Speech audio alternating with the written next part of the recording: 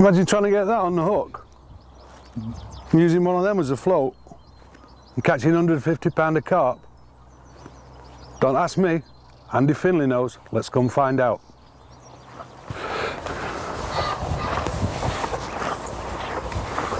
Do you know, I could really get to dislike you. Why is that? Whenever I see you, you're bagging. How long have you been here? Just 10 or 15 minutes. Second fish so far. I've only had 4 or 5 puts in. On the paste? Yeah, on the really sloppy stuff. So where are we? We're on Lake 4, aren't we? Yeah. It's a lake that's full of, you know, decent sized carp, starting from about £3 up to £15. Well, so, the last time I caught up with you, you were on Lake 5. I mean, that seems to be, all of these lakes seem to be full of fish. Yeah, it's an incredible fishery. So, is it my imagination? Is your tackle a bit more robust? Yeah, it is. Because what I'm fishing today is paste. You know, there's no point messing around with fine gear. That's a bit of a runt of a fish, that is, actually, and one of the smaller sort in here. But a nice fish nonetheless. It's got a bump, hasn't it? Yeah, it's one of the ugly sort that are in here. But still put up a good fight. This has got to be the only fishery in the world that's actually got a lake called Uglies. Just before you ship out again, can you explain this most unusual rig that you've got? I suspect that an awful lot of people have never seen this before. Right, well, starting at the hook end, I've got one of the new Corum S3 size 10 hooks, and they're a really strong, sharp hook, heavy hook that's not going to bend under the pressure of the fish. That's a good tip with this method, is the way I've tied it. If you can see that tag end on there, yeah. Normally, you know, when you're fishing other baits, you'd cut that really short. But because I'm fishing sloppy paste, that tag end, it's quite stiff line. This, it's 017 power line. It creates another barb on the hook, if you like. And what that does is, when you put the sloppy paste on, it helps hold it to the hook. You know, so it just stays on a few more seconds when it's in the swim. So moving up from that my float, instead of a traditional float, I've got what we call a polyball, which is just threaded on the line. There's a rubber stop in there that keeps it fixed on the line, and underneath that I've got a little number 10 Stotts shot, which is acting as a depth marker, so if it does move, I can just you know, move it back to that. Yeah. The beauty of this type of float with this sloppy paste fishing is it can never tangle. What I do with this method is put the paste in the pot. If I can just get it off that.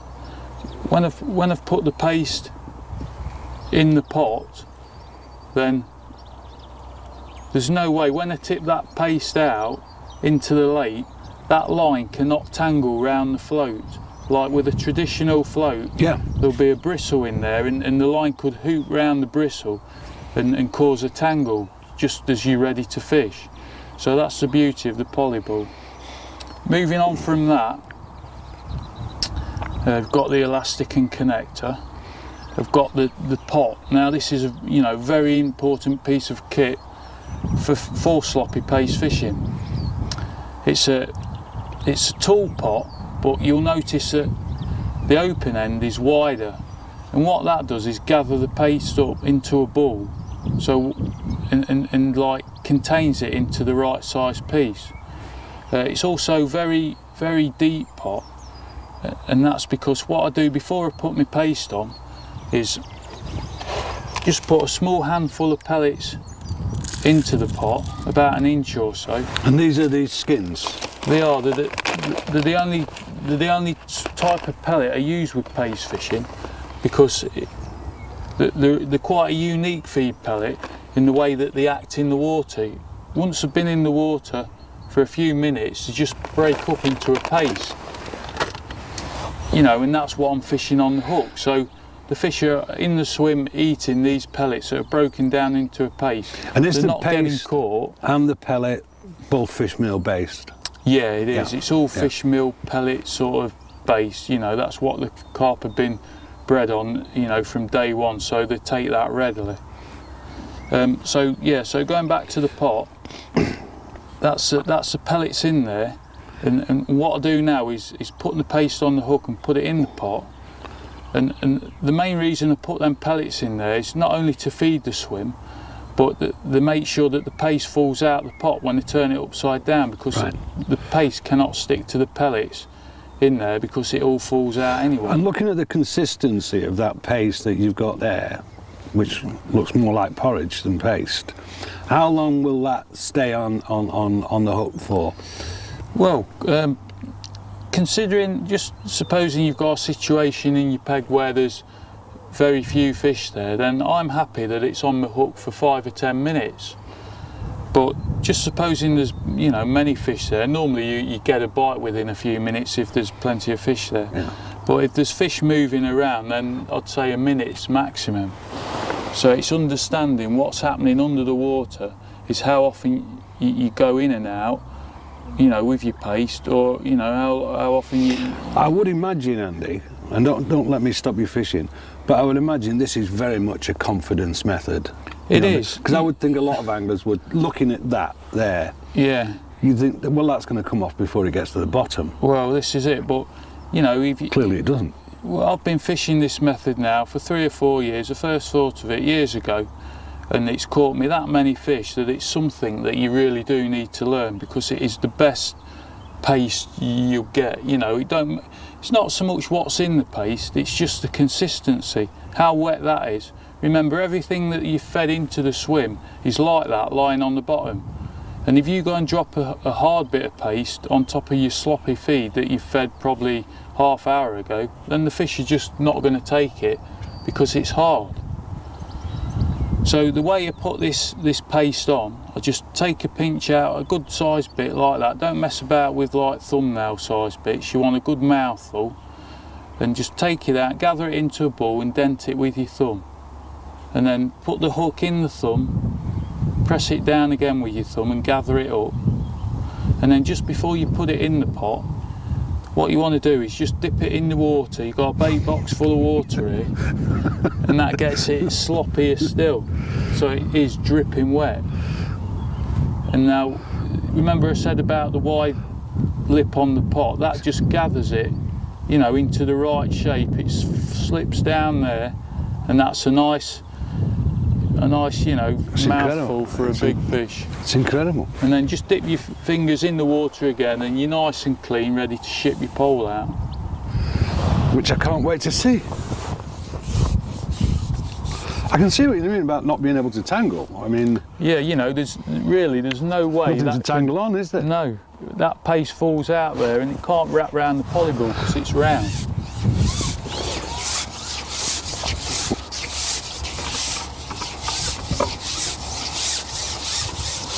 And you're fishing tight to the log? Well, not tight to the log, I'm just off the end of the log, but the important thing is that I'm in shallow water. Into a margin is where, you know, as it warms up, this is where the fish want to be. Now, I suppose it goes without saying that with this method, you've got to fish the depth. Yeah, definitely. You know, it's not a method you can fish up in the water, but it's important to be just a little over depth, because what you don't want is the buoyancy of the polyball pulling the hook out of the paste. So it's important, you know, that's just hanging in the surface tension now. There's no tension. Ooh, ooh. Oh, I missed a bite then. But there's no tension from the paste, you know, on the polyball. It's just a slack line between the polyball and the paste, so you're sure that the paste is still on.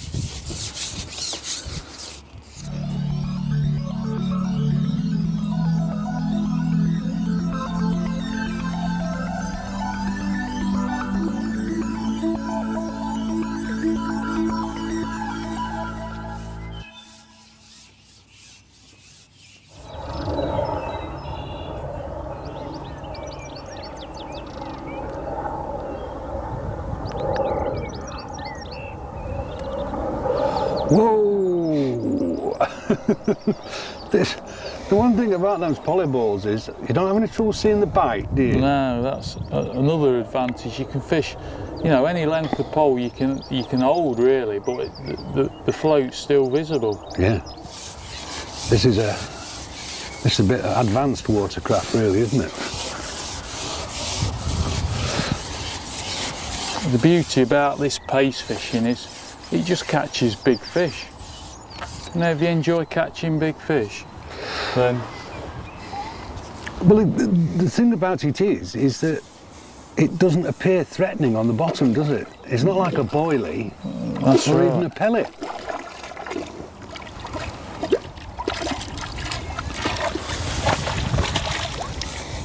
So I could see why you could go 150 pound of these in 5 hours. Yeah, it don't take long. And I realise the pot that you're using is probably something you've made yourself, but the polyballs are available commercially, aren't they? Yeah, sure they are. It's just a standard sort of float these days. And presumably it's about ready to kick, I think. Yeah, so it's been damaged, hasn't it? Yeah, probably through spawning. Yeah, I think they've just finished. Yeah, pretty fish.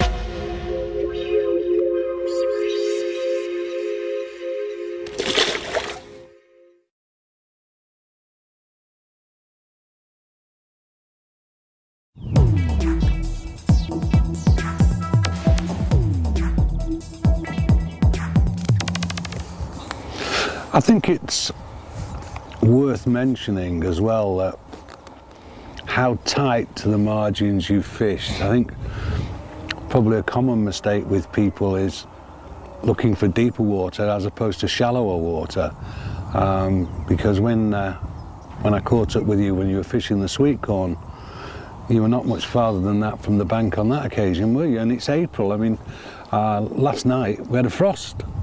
Yeah, but the previous days or even the weeks leading up to today have been quite mild. Yes, they have. Today I think with this little bit of wind we've had today, this is the first time I've worn a jacket for, well, since I last saw you. Yeah. But if you can imagine, over the last 2 or 3 weeks, the water's increased in temperature. Oof. Mr. Bite there. You know, perhaps 6 or 8 degrees. Yeah. And the fish are the first things to realise that. You know, they know they're coming out of winter, they want to get moving and begin to get an appetite, so they seek the warmer water where there's likely to be the most food. But again, looking at how much you feed in, this is not an expensive method, is it? Not really. I mean, if you're catching lots and lots of fish, you can get through a couple of bags of pellets and only a bag of paste, so in total you're only looking at 7 or 8 pounds worth of bait, really. Which is a bit different to a gallon of maggots or a gallon of casters. And you're catching bigger fish. Yeah. And the fishing's more enjoyable.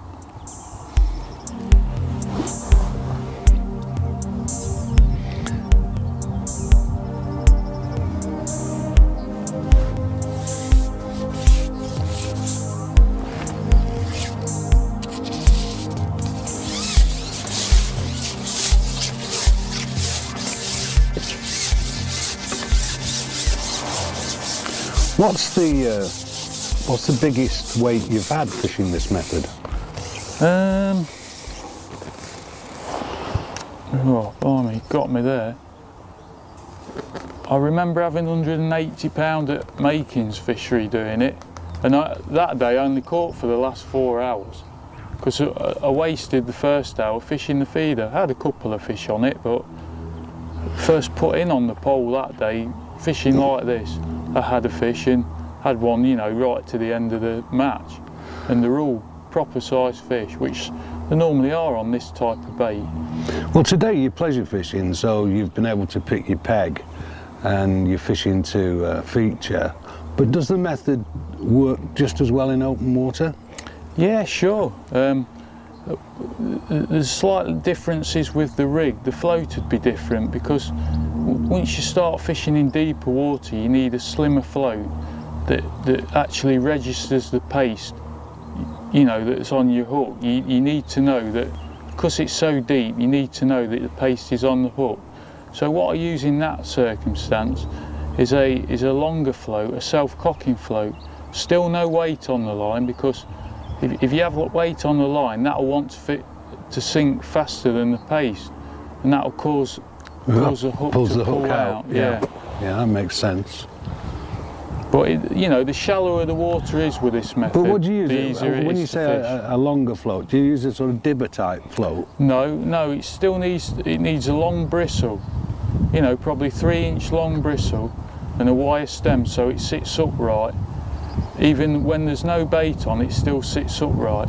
But the weight of the paste will just take the bristle down 1/2 inch, so that you know your paste is on. Right. And when it pops back up, then you just know your paste has come off. Or sometimes it can be a bite. So you hit every indication like that, and if it's not on, then you just rebait and ship out again. So how long do you reckon that was in?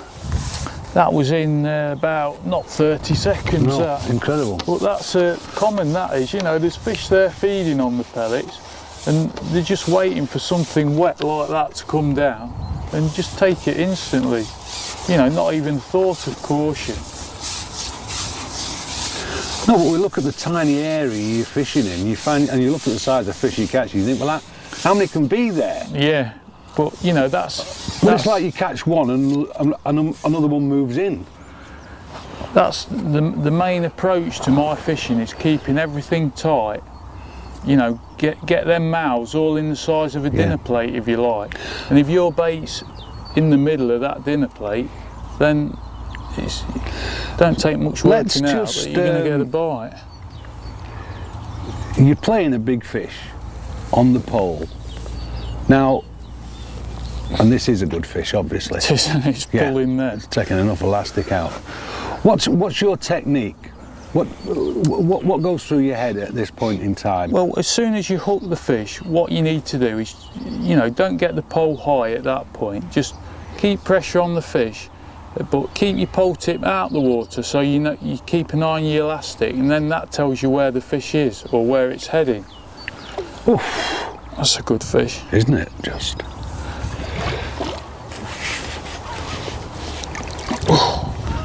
Cracking fish. It's a good fish, that is.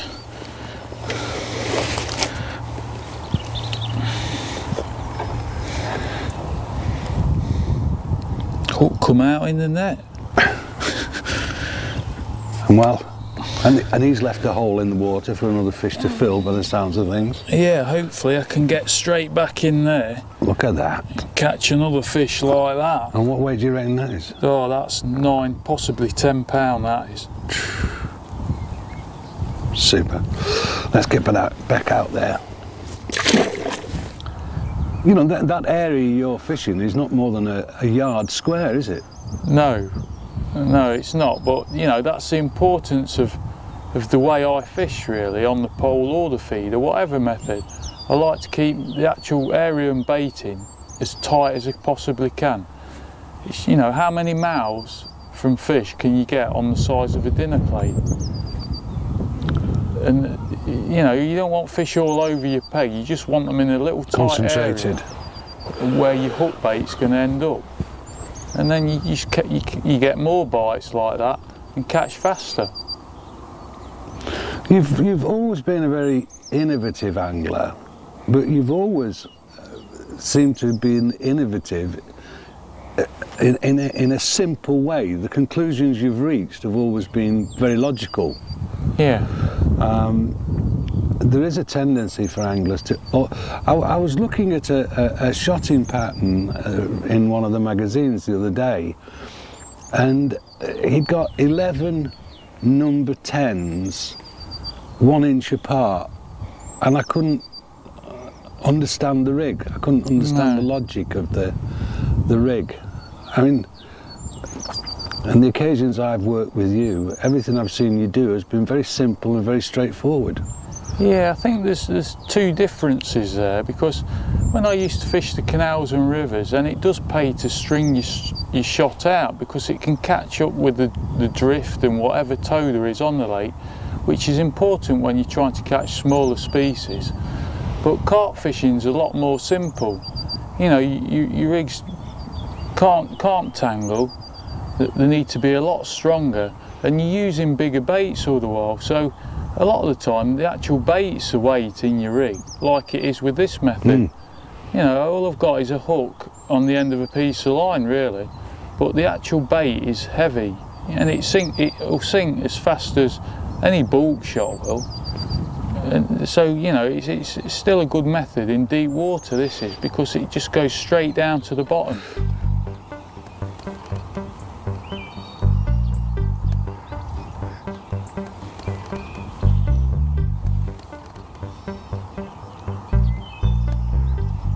Oh, this looks like a good fish, Andy. It does. Good action on this pole, isn't it? Frightening, more like.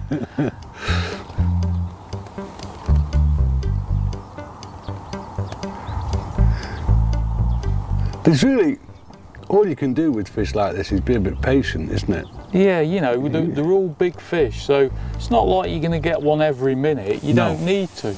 No. If you get one every half hour, you're doing well. So there's, you know, there's no rush to get a fish straight after you've caught one. But in all honesty, once you've got over the peculiarity of the method, it's simplicity itself, really, isn't it? Yeah. The main thing is being smooth when you ship in and out. Yeah. And getting your end tackle right. Because that just makes it so, you know, so much easier.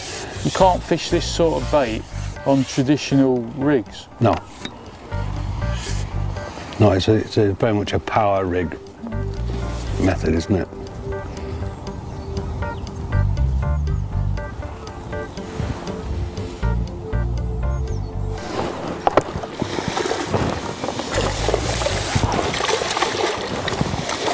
Well, I think that's your best one yet. Yeah, similar size. It's a cracker.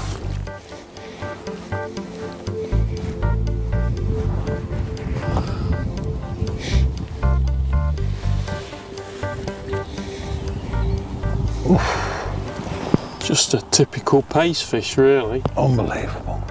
Unbelievable.